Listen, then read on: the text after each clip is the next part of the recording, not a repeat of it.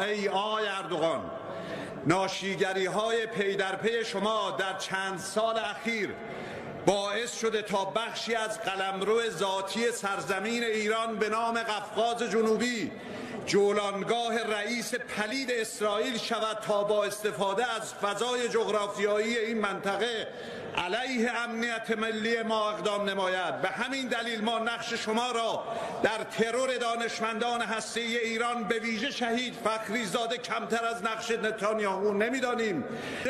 رئیس جمهور بیمار ترکیه به دنبال رفتار تجزیه طلبانه ایران افتاده است.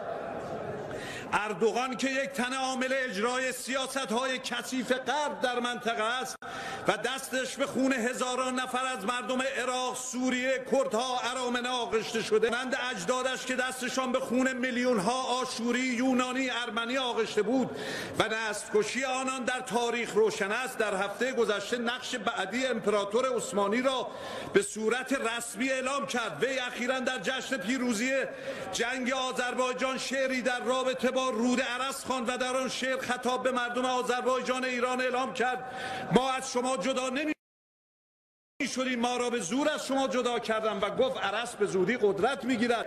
ما در جنگ قره باغ باید تعارف را کنار میگذاشتیم و ضمن عمل به سخن پیامبرگونه رهبر انقلاب مبنی بر احترام به آزادی مناطق اشغالی در حمایت از توازن قدرت ارمنستان را حمایت می‌کردیم.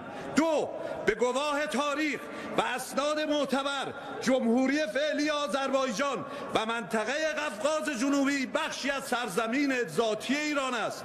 اگر قرار است در آینده اتفاقی بیفتد، این مناطق باید به سرزمین مادری خود بازگردند. سه، ایران قطر از تحریم‌های اروپا و امریکا علیه ترکیه استقبال می‌کند.